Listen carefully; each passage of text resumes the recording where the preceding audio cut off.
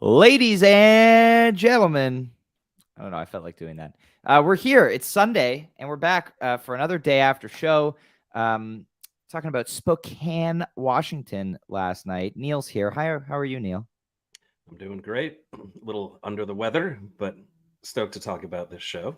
You're looking good, and glad you're still wearing a hoodie. And for those of you keeping track of Neil's wardrobe, this is, I think, what, the third or fourth pod in a row where you're wearing a hat.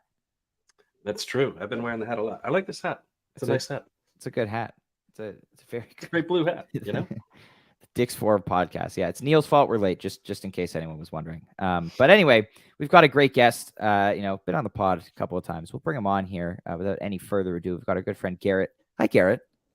Hello, Ryan. Hey, Neil. How's it going? Hey, Garrett. Fantastic. Thanks for being here today.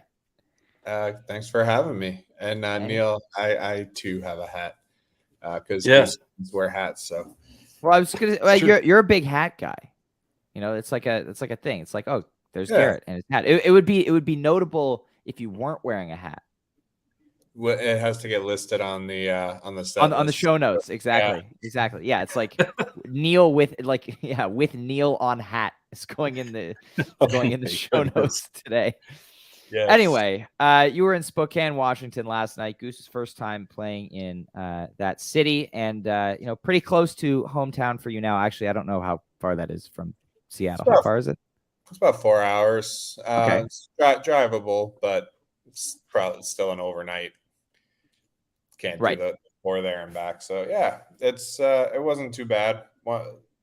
Lots of flat land with nothing around, and then you finally get to nice mountains and trees and some cool scenery. So yeah, lovely. Well, the weather certainly looked nicer than it was in Montana the other night. Yeah, it was like chilly, but not like it wasn't freezing.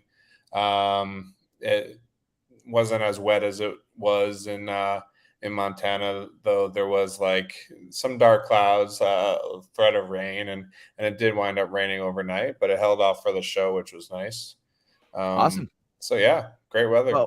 Well, we'll talk about the venue once we get a little bit further into the show, and specific characteristics about it. But take us through the entry process, where you ended up.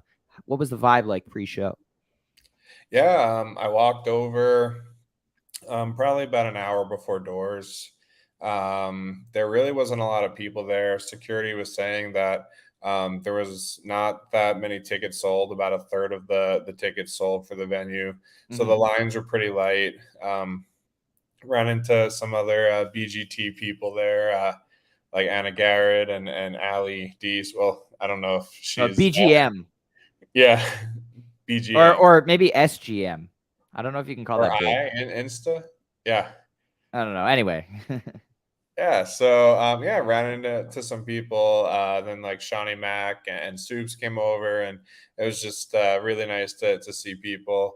And the lines were very short, moved very quickly, and the venue stayed pretty empty for most of the pre-show, and then started filling in closer to when they went on, and a bit more after they went on. Awesome. Well, good to hear that. Where did you post up for the show? I posted up right in front of right to the right of the soundboard and the light booth. Your usual spot.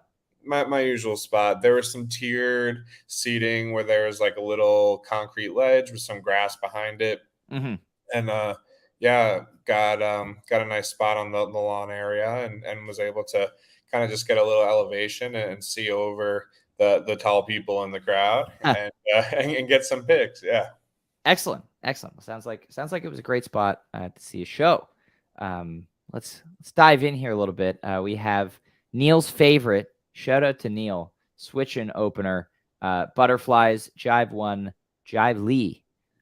Pretty great start to the first set here. And can't go wrong with a switch-in opener. But how did you feel about these first 4 songs?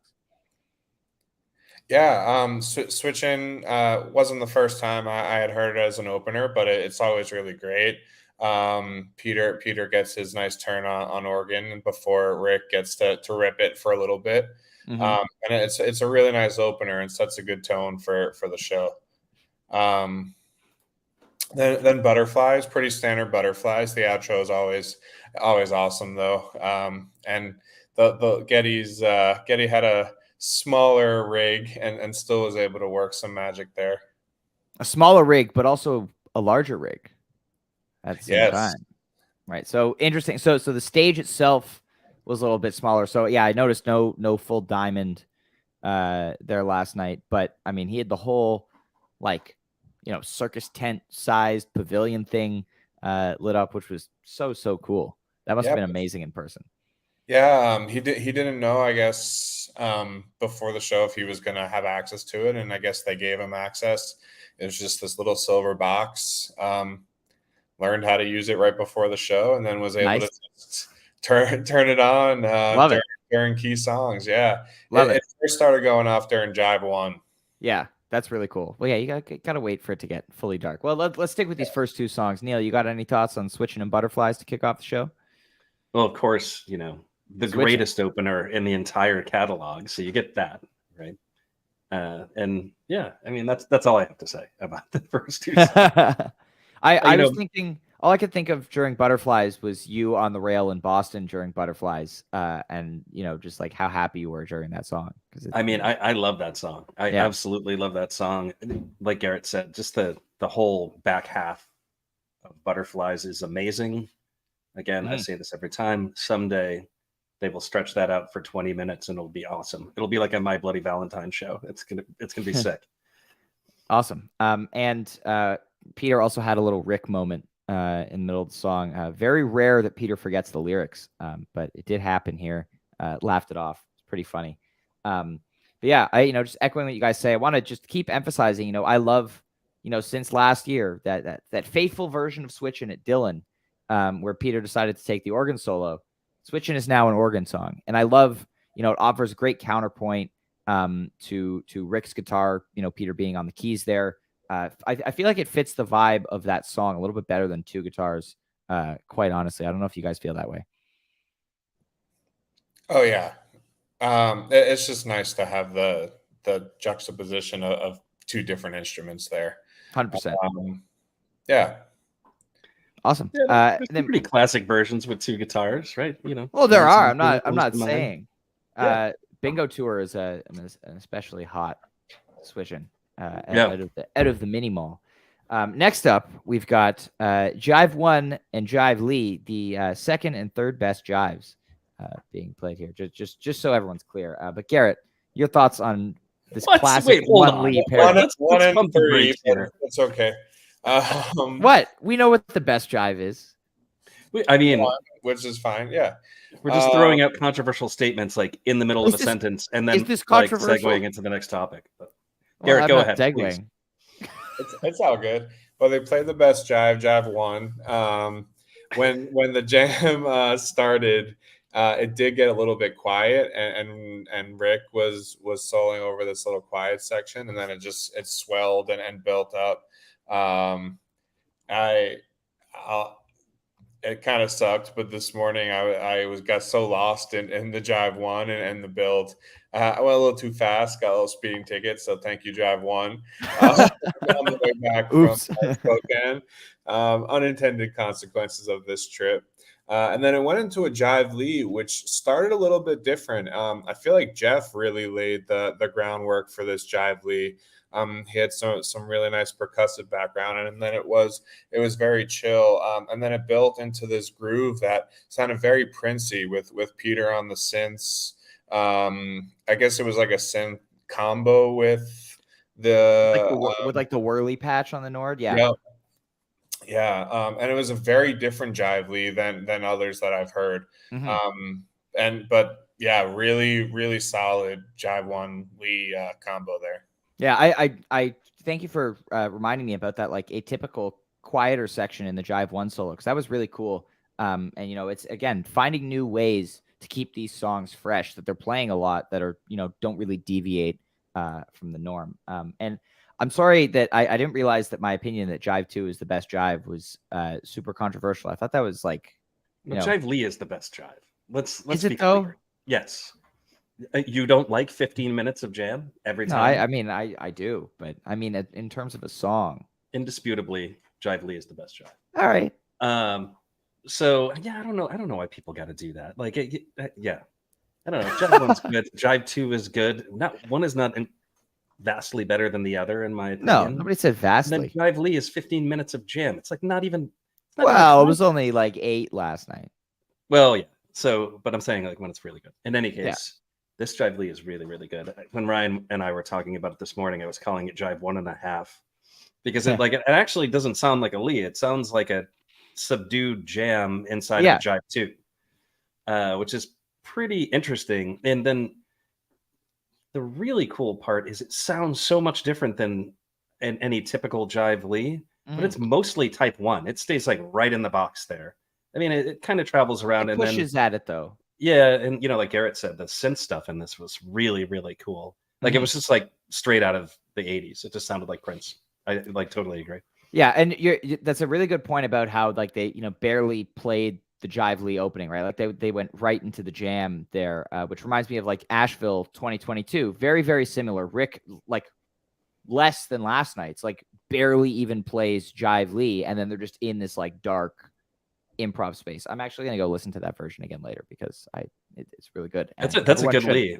We don't talk about that one much, but 429-22. Yeah, but when it happened, we talked about it a ton. We're like, this Lee is sick, and then it didn't end up on playlists, and then we never talked about it again. It's a good Lee. It was on my playlist for a while, and I distinctly remember a certain old man scoffing at it. Yeah, well, it got overshadowed by the one that you went to, the Art Park Lee. Art Park, yeah, right. That one also didn't make the list. Yeah, but that one was better. Yeah. In any case. Anyway, Asheville.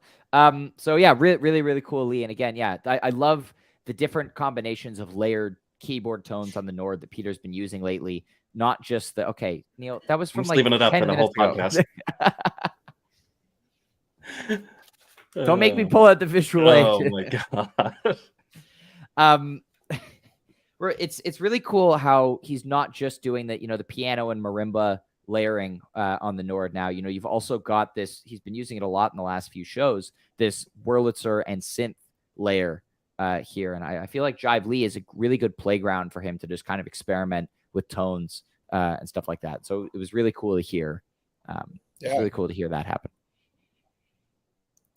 All right. It'll be cool if we continue to see Jive Lee taking different directions as a way to keep it fresh, as you were saying before. I think it'll be cool if we just continue to see Jive Lee because they barely ever play the dang song anymore. Listen, it seems to be coming back into regular rotation. This is the second one of the tour already. Yeah. So, like that's good. We've had some long gaps lately. Only 6 versions this year, which is very, very low for Jive Lee at this point in the year. For example, in 2022,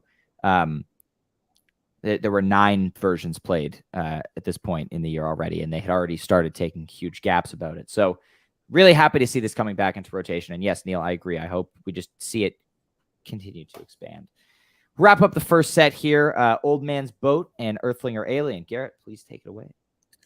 Yeah, Old Man's Boat was I mean, the song part is pretty standard, and then the jam.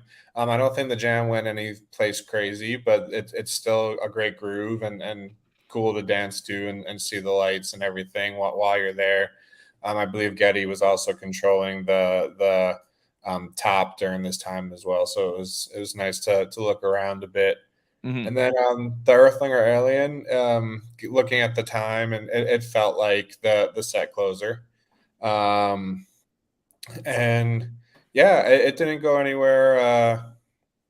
It was a standard Earthling or Alien. It was great. It didn't get massive like some of the other ones over the last year or so, but it was really solid.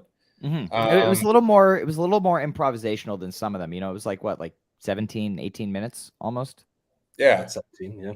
So it's cool to see it, being a jam vehicle like that again. And it felt like for a brief moment during Boat that maybe Peter was trying to push, it outside the box a little bit. But it felt like Rick was very, he wanted to keep that contained, and it didn't really last more than a hint for a few seconds. Shout out Shawnee Mack, who's tuning in from an airplane. Very impressive. I want to know what airline you're flying that has Wi-Fi good enough to stream this. But thanks for tuning in. Yeah. Anyway, Neil, what do you got on these? Not much. There isn't much to really say about either of these, right? Old Man's Boat is Old Man's Boat. It's, you kind of have to work your way through the song, and then you get the cool jam. Doesn't really ever do anything extraordinary. So, yeah, kind of ho-hum there. And then you get an Earthling or Alien, not on par with recent versions, and also just generally a weird song to close a first set with. Yeah. I don't know. I don't know if I love that as a first set closer, but yeah, it was decent. Well, Listened to it this morning, and there's nothing remarkable to say about it. It's just in Earthling or Alien that was jammed, mm-hmm. And this is kind of thematic of this show, actually. But yeah, your point about it being a weird set closer, like I don't think Geddy thought they were closing the set too, because he didn't turn the lights back on after they ended the song, and Peter was like, "It's dark, but we're gonna take a short break," and then he turned them on. So it felt like in between songs, like he was waiting for Rick or whoever to start the next song. Because I think it was SOS on the set list. No, Pancakes was supposed to close set one. Got it. And after Earthling or Alien ended, Rick was actually tuning his guitar, and it was dark on the stage. So I think they looked at the clock and was like, if we're going to get a set break again, we have to stop now. Right. Fair enough. Makes sense. Yeah, it was a 65-minute set. We talked about set length yesterday, talking about how there have been some long ones in the last couple of shows. And I think you then see, you stick them on a stage where, we're back to the early showtime, early curfew that we see sometimes, and kind of puts them in that box, and so they have to make a decision there. Where I'm sure they wanted to play a 15-20 minute Pancakes right there, but they couldn't. Well, I can't think of any other way this band could get more time to play a longer set. So. Start time is pretty good last night. You got us all excited because it was like 10-15 minutes after showtime. Geddy was at the boards, and then he stood there for like another 10-15 minutes before they went on. He's been doing that. Well, he probably was fiddling around with that right, box, with the roof. Was Loomis there too, or was it just Geddy? No, they were both there, just waiting around. Just waiting. Yeah, just hanging out. So we know who it is. Anyway, set break. What was the vibe like at set break in Spokane last night, Garrett? It was cool. Just got to hang with Chop for a bit and just chat, and we talked about the first set and in Montana. There's a nice contingent of people from in the community coming to Europe, so a lot of us were chatting about the upcoming tour and shows that we're all going to and stuff like that. And yeah, it was a short set break. Relatively, and again, Geddy was back at the boards early, and there was a bit of a waiting around, but yeah, it wasn't. Condolences it wasn't too long. What? That's good. I think he's talking to Chop. Anyway. Oh, gotcha. Yeah. Oh yeah, there we go. No, it was a good time. The short set break thing that they've been doing for these early curfew shows lately has been amazing. Huge shout out to Sam King for keeping them on the clock here. Imagine if they had done short set breaks at Westville, either of the times that they played at Westville. Those shows are so short because 40 minutes after ticket time and a 45-minute set break. With the early curfew. So we appreciate that the band is making an effort to, have a shorter set break and give us a little bit more time. But let's dive into second set here. Let's start off Pancakes Born Inside Out. Garrett, go ahead. Yeah. Pancakes, the intro started before the claps. and I was a little confused because there was like that droning like weird sound, and I thought like I was like they already played Animal, they already played Thatch, Right. and didn't even consider Pancakes, but then that Peter's Arms went up, and everyone knew what was coming. Yep. It was a good Pancakes. I don't think it got crazy. I think 2022 was the year of the Pancakes. 2023 Pancakes have been pretty like there's been good jams out of them, but nothing that has really stood out like Brooklyn Bowl Nashville or anything from last year. So, I mean, yeah. I was looking at Pancakes the other day, and of the first like 6 months of the song's existence, basically, or like winter 2022 Pancakes, for example, of the first like 5 versions of the song, like 4 of them are jam charted and like really good. Like it went on such a tear from its debut, and then this year it's been pretty contained outside of versions like Warfield or Salt Shed. Yeah. So yeah, and Born. It's Born started off. Peter's back on slide. There was a mistaken note or two there, but that is all good. Slide guitar is really, really hard to play. So the fact that he nails it most of the time is pretty impressive. The jam, I was hoping it was gonna be I know I saw you tweeted like it's gonna be Big Boy Born is back. I think it was kind of like medium Born. It was a nothing. It was a little boy Born. Yeah. Anyway. I almost expected hunger site there, but yeah, it was cool. But then they went into Inside Out. I heard that at my first show back at Swanee 2021, and haven't heard it since. So it was nice to get that again. One of their best covers. 100%. Pancakes. Yeah, it was a contained jam, and somebody, Matthew Ross here in the chat, said Pancakes was a rare Rick ripcord. It did seem like Rick, didn't want to go adventurous on Pancakes. He was very firmly staying within Pancakes there, which is fine. Like, it was a nice, energetic version. Yeah, when they started Born, I was like, okay, like they're doing the we're gonna open the set with an energetic tune and then go big on song number 2, which would have been awesome. Alas. This is 2 Borns in a row with no jam, and especially after some of the jams that were played earlier this year, like Philly, even Eugene, Louisville, it's kind of sad to see 2 Borns in a row with no jam whatsoever. I get the last one used as the prelude to Hunger Site, on the album. That's a cool move. Here I felt like it was, Garrett, you said before we went live, there are lots of jam vehicles in the set, but they weren't really utilized as well as they could be. No. Born, I was lucky to have been at the Dylan Born last year. They're not all going to be the Dylan Born. No, man, I was at Eugene, which was crazy. Yeah. Right, Neil? Right, Neil? I've Eugene's never seen crazy. a good Born, guys, but thanks for singling me out.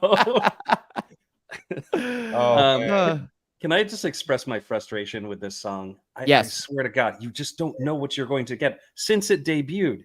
Right. It's just like there's synth build Born, there's fast Born, there is slow Born, there is Born with absolutely no jam at all. There's crazy super jammed 27 out minute, Dylan. And it's just what the fuck, guys? Just pick something and go with it. I can't take it anymore. Especially after these, you have Louisville, right? Which I know I just pronounced incorrectly, but I don't care. So does anyone really know how to pronounce it?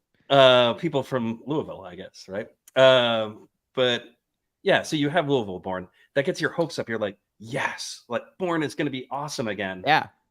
It's not. It's just back to being we don't know what the hell Born's going to do. And it's just, right.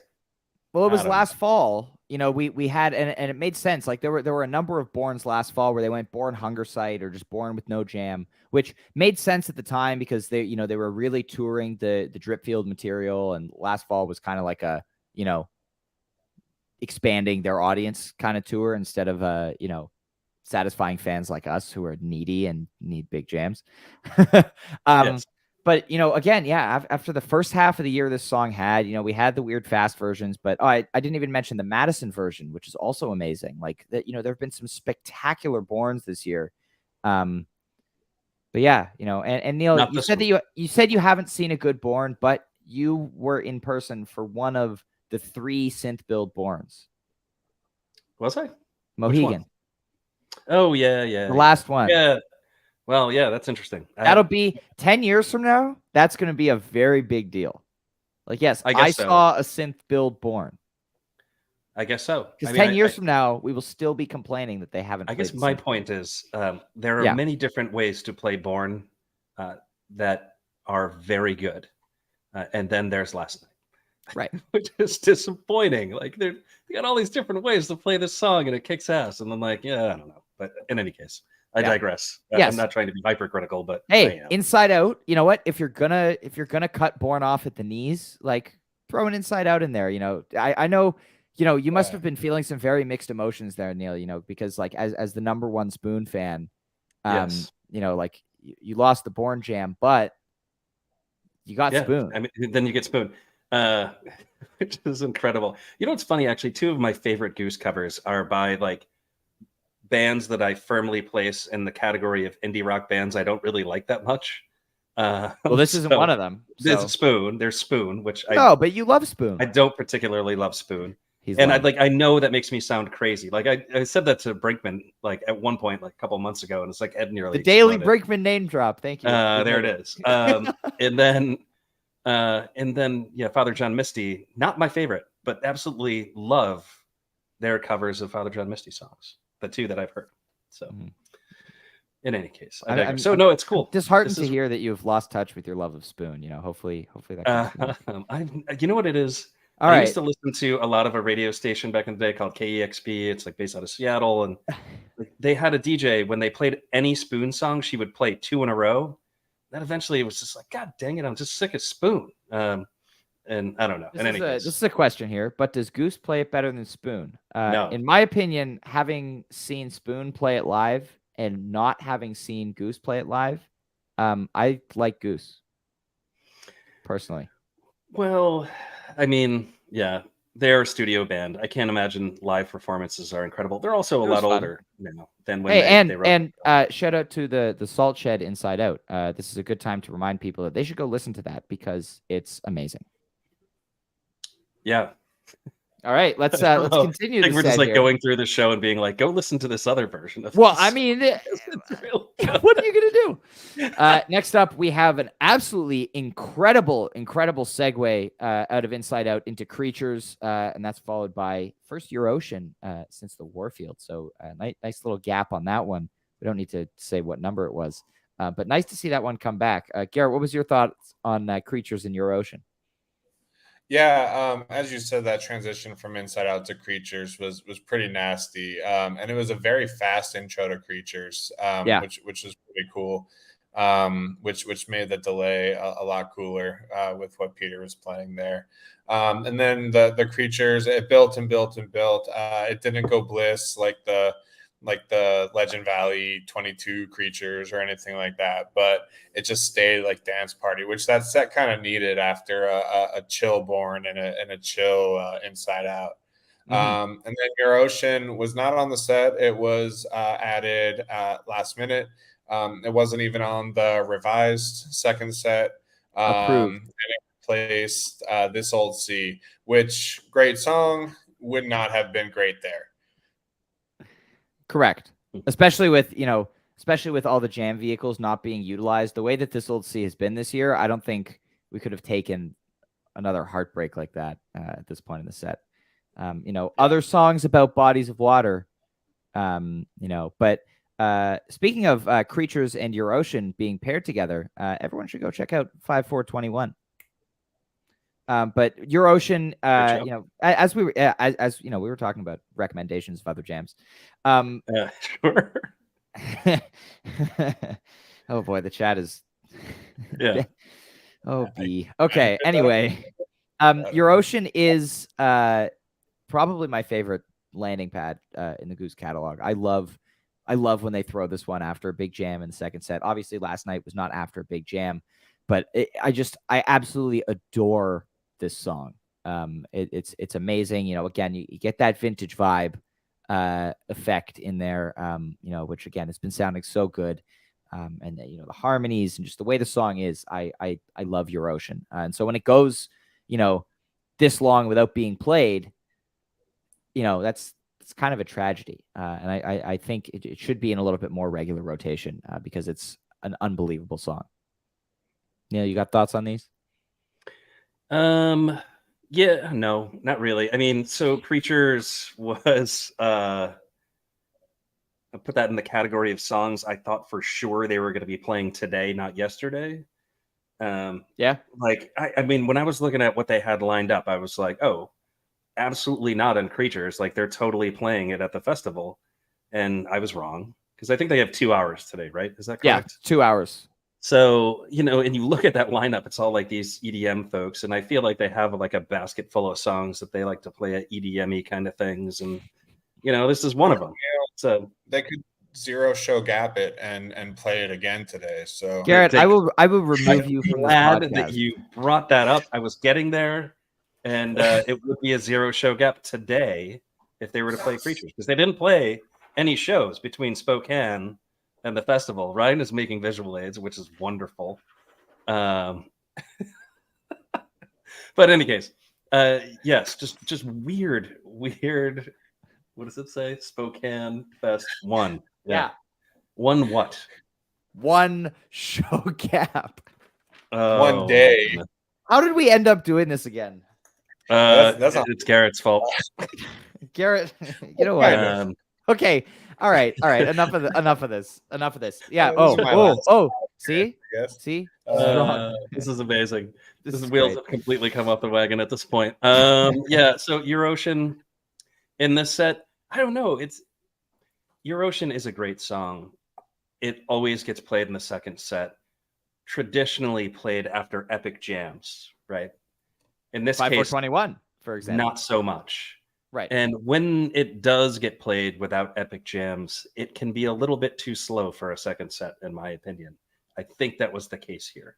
Interesting. I think energy-wise, the slow song worked. I think I use the term like you got to earn the breather, you got to earn the landing pad. I don't think they fully earned it last night, but the energy. That's what I'm saying. Yeah, no, but the energy of the Creatures jam was high enough that Your Ocean didn't feel like too low energy. If that makes sense. Mm-hmm. I hear you. Anyway, moving on to. Oh yeah. Yeah, no, and being there, like Creatures was like, I listened to it again this morning, and like being there, it felt even more intense than it even sounds on audio. So like Your Ocean felt appropriate there. I know the day before you all were talking about landing pads not always being needed, but it felt right yesterday. Awesome. Well, I'm glad. And I'm glad you didn't get a pulled over again while listening to this Speedy Creatures. Yeah. Well. Then we move on to the end of the second set here. I think we all kind of saw this coming. This was, easiest 8-pointer of the tour, in my opinion, right here. As they say. As they say. We have Empress with a nice Trevor Reed's poetry in the middle.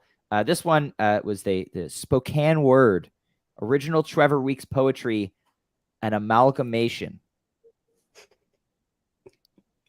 So incredible. It's an amalgamation. What? Have you transcribed it yet?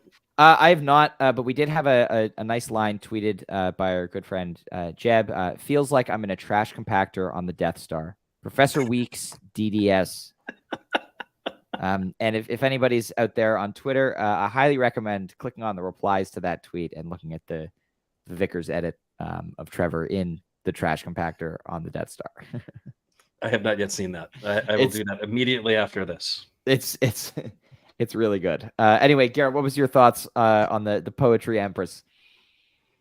Yeah, Empress, like started off, people were really digging it, really into it. It's one of my most seen songs, but it's one of those songs that I could see like at every show and be okay with it. and then it slowed down.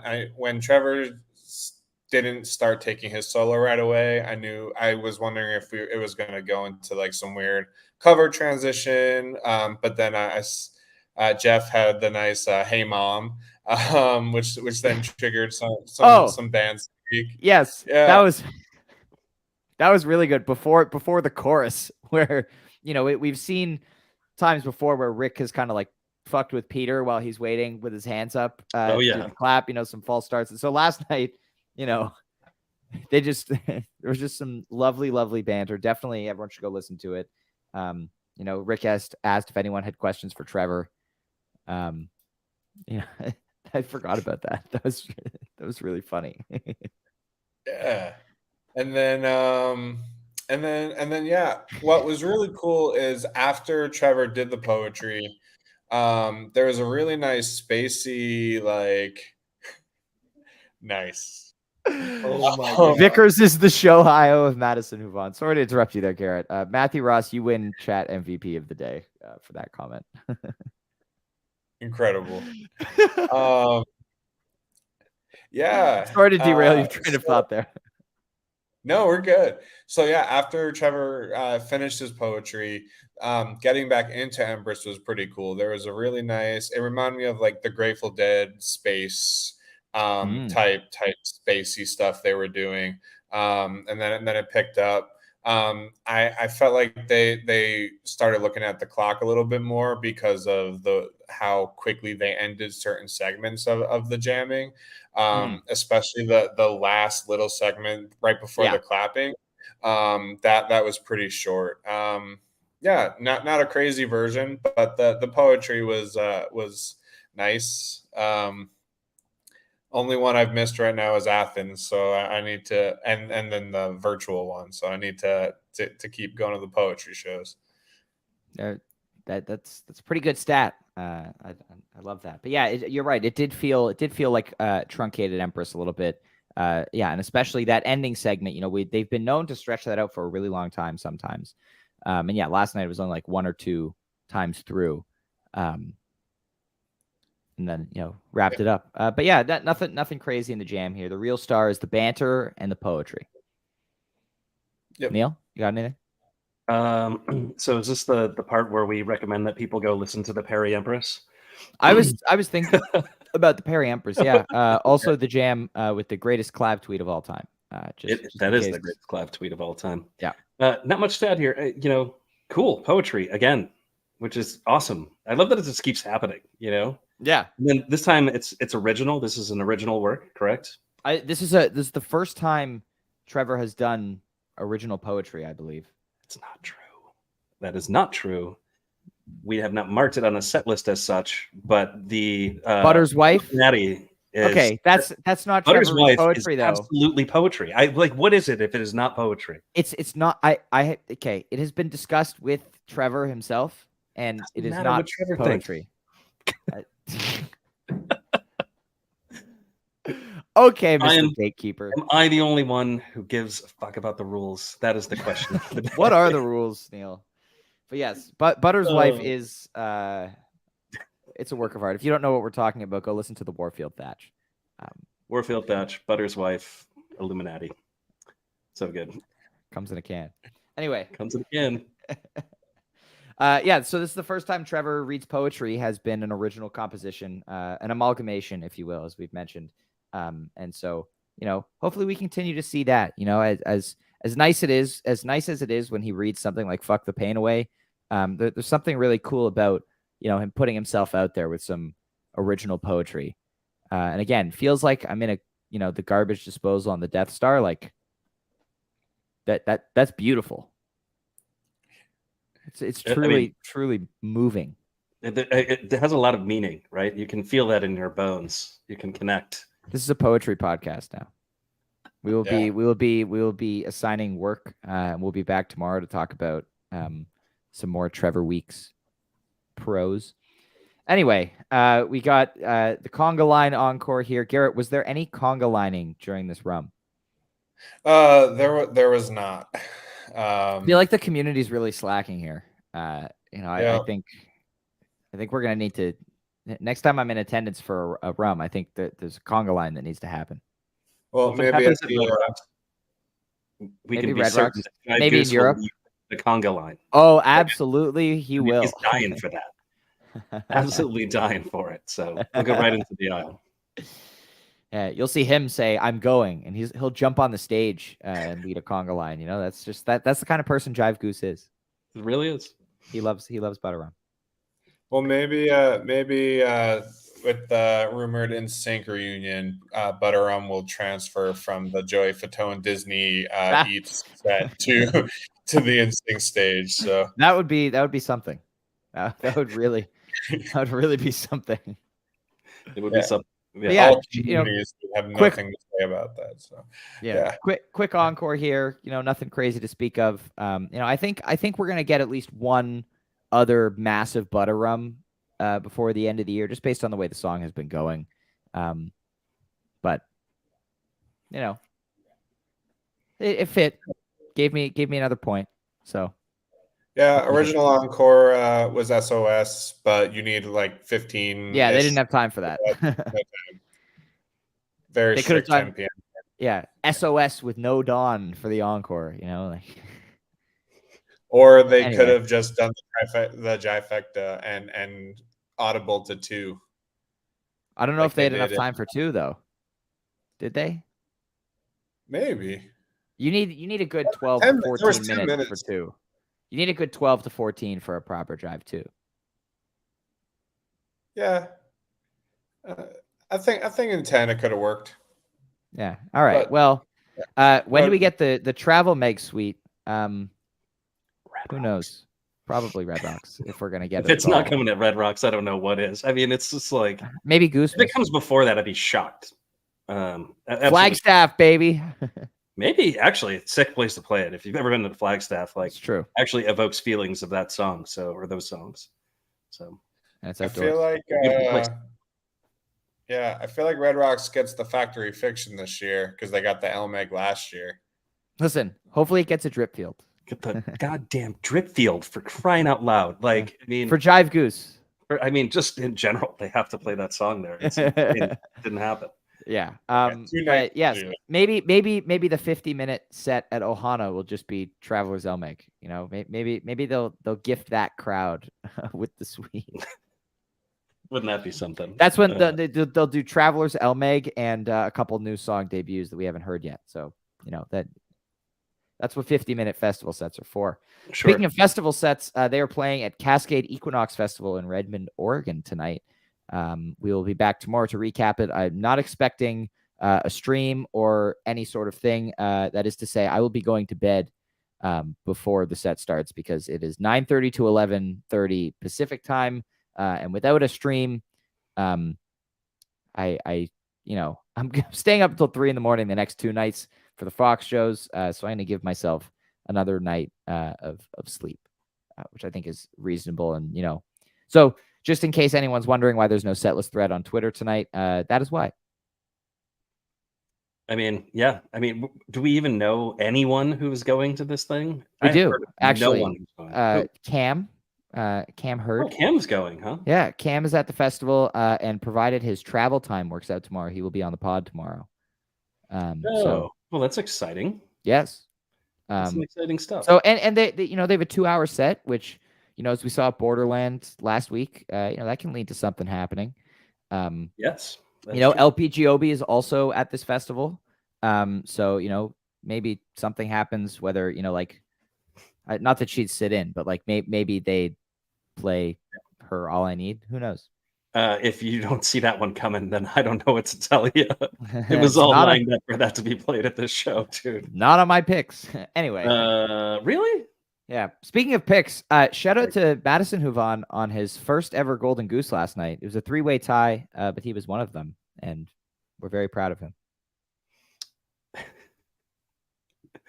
Vickers is the show high of Madison Huvan. Yeah, that's what we've learned from today's podcast. 45 minutes of discussion about a Goose show, and that is our takeaway. That's today. The big takeaway, and a list of recommendations of versions you should go check out. Better than last night.